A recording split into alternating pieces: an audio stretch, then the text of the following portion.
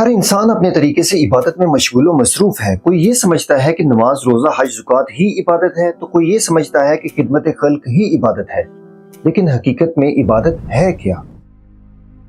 هو الذی خلق لکم ما فی الارض جمیعا، وہی تو ہے جس نے پیدا کیا ہر چیز کو اس دنیا میں تمہارے لیے۔ تو اگر سب کچھ اللہ تعالیٰ نے ہمارے لیے پیدا کیا ہے تو ہمیں کس لیے پیدا کیا ہے؟ کیا دوسروں پر ظلم و زیادتی کرنے کے لیے، یا اپنی خواہشات غلط صحیح کو پورا کرنے کے لیے، یا دوسروں کو اپنا غلام بنانے کے لیے؟ کس لیے پیدا کیا ہے؟ وما خلقت الجن والانس الا لیعبدون، نہیں پیدا کیا جنوں اور انسانوں کو سوائے اس کے کہ وہ میری عبادت کریں۔ اگر عبادت کے لیے پیدا کیا ہے تو عبادت کا مطلب کیا ہے؟ عبادت عربی زبان کے لفظ عبد سے ہے، جس کا مطلب ہے اطاعت، عاجزی، بندگی اور فرما برداری۔ اسلامی نقطۂ نظر سے عبادت ہر اس نیت، قول اور فعل کو کہتے ہیں جو کہ اپنی انانیت کو ختم کر کے اللہ تعالیٰ کی رضا کے لیے کیا جائے اور سنت رسول صلی اللہ علیہ وآلہ وسلم کے مطابق ہو، اور ان سب کی بنیاد اللہ تعالیٰ کی محبت ہو، تو وہ حقیقی عبادت ہے۔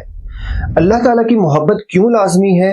وہ اس لیے لازمی ہے کہ اگر اللہ تعالیٰ کی محبت شامل نہیں ہے تو یہ فقط ایک اطاعت ہے، اور اطاعت مجبوری کے تحت بھی ہوتی ہے اور دکھاوے کے لیے بھی۔ جب ہم کہتے ہیں لا الہ الا اللہ محمد رسول اللہ صلی اللہ علیہ وآلہ وسلم، تو اس کا مطلب یہ ہے کہ عبادت فقط اللہ تعالیٰ کی، اور عبادت کا طریقہ رسول اللہ صلی اللہ علیہ وآلہ وسلم کا بتلایا ہوا۔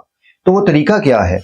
عام طور پر عبادت کو 4 بنیادی حقوق میں تقسیم کیا جاتا ہے: حقوق اللہ، حقوق العباد، حقوق النفس اور حقوق الفطرت۔ اب ان 4 بنیادی حقوق میں شامل کیا کیا ہے؟ حقوق اللہ، اللہ کے حقوق، اس میں خلوص نیت، نماز، روزہ، زکوٰۃ، حج، ذکر، صبر، شکر اور دین حق کی سربلندی شامل ہے۔ اسی طرح سے حقوق العباد، لوگوں کے حقوق، اس میں دوسروں کو اپنی زبان اور ہاتھ کی برائیوں سے محفوظ رکھنا، والدین، بہن بھائی، بیوی بچے، رشتہ دار، پڑوسی اور معاشرتی ذمہ داریاں پوری کرنا شامل ہے۔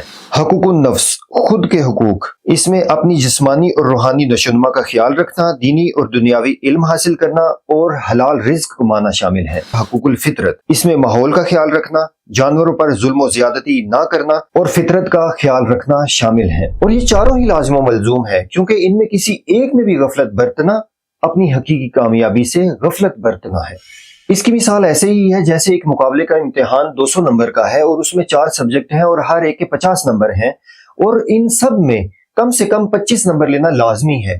تو کوئی طالب علم یہ نہیں کہہ سکتا کہ میں ایک میں 25 لے لوں، یا 2 میں یا 3 میں 25 لے لوں اور باقی کو اگنور کر دوں۔ ایسے نہیں ہوگا۔ تو یہی حال ان 4 حقوق کا ہے کہ اگر ان چاروں کو ایک انسان ادا کرے گا تو پھر ہی حقیقی کامیابی تک پہنچ سکتا ہے۔ اگر ایک انسان نماز، روزہ، حج، زکوٰۃ یہ سب ادا کرتا ہے، لیکن دوسری طرف جب بات کرتا ہے جھوٹ بولتا ہے، جب وعدہ کرتا ہے وعدہ خلافی کرتا ہے، امانت رکھوائی جائے خیانت کرتا ہے، جب لڑائی جھگڑا ہو جائے تو گالی گلوچ پر اتر آتا ہے، تو آپ اس کے بارے میں کیا کہیں گے؟ آپ تو کہیں گے کہ یہ منافق کی نشانیاں ہیں۔ یہ تو منافق ہے جو کہ جہنم کے سب سے نچلے گڑھے میں ہوگا، کہ جہاں پر تمام جہنمیوں کی پی پی اکٹھی ہوتی ہے۔ استغفر اللہ۔ اور ایک اور شخص ہے، وہ کیا کرتا ہے کہ حقوق العباد تو ادا کرتا ہے، بات کرتا ہے، سچ بولتا ہے، وعدہ پورا کرتا ہے، گالی گلوچ نہیں کرتا ہے، لیکن دوسری طرف کہتا ہے نماز، روزہ، حج، زکوٰۃ اللہ معاف کرنے والا ہے، نہ بھی ادا کریں تو کوئی بات نہیں۔ تو آپ اس کے بارے میں کیا کہیں گے؟ آپ کہیں گے کہ سب سے پہلے تو سوال ہی نماز کا ہوگا، اور جو یہ کام نہیں کرتا، یہ ادا نہیں کرتا، تو وہ اسلام سے ہی خارج ہے۔ اسی طرح سے ایک انسان اگر حقیقی علم حاصل نہیں کرتا، غلط باتوں پر عمل کرتا چلا جاتا ہے، شرک و بدعات اس میں شامل ہیں، تو کیا وہ کامیاب ہوگا؟ تو آپ کہیں گے کہ شرک تو ایسا گناہ ہے کہ وہ کسی صورت بھی معاف نہیں۔ یہی حال حلال رزق کا ہے، یہی حال جانوروں پر ظلم کرنے کا ہے۔ اس کا مطلب ہے کہ یہ سب لازم و ملزوم ہے، یہ سب حقوق لازمی ادا کرنا ہے، لیکن ضروری کیا چیز ہے کہ ان میں توازن لے کر آنا ہے۔ تو یہاں تک ایک بات واضح ہو گئی کہ اللہ تعالیٰ نے یہ کائنات کس لیے بنائی ہے؟ ہمارے لیے۔ ہمیں کس لیے بنایا ہے؟ عبادت کے لیے۔ اور عبادت کیا ہے؟ حقوق اللہ، حقوق العباد، حقوق النفس اور حقوق الفطرت ادا کرنا۔ اور وہ کیسے ادا ہوں گے؟ اچھے اعمال کے ذریعے۔ اور اچھے اعمال کے لیے اچھی سوچ کی ضرورت ہوتی ہے، اچھی سوچ کے لیے اچھے علم کی ضرورت ہوتی ہے، اچھے علم کے لیے اچھے علم کے ذریعے کی ضرورت ہوتی ہے، اور اچھے علم کا ذریعہ اگر اس دنیا میں کوئی ہے تو وہ ہے قرآن مجید اور سنت رسول صلی اللہ علیہ وآلہ وسلم۔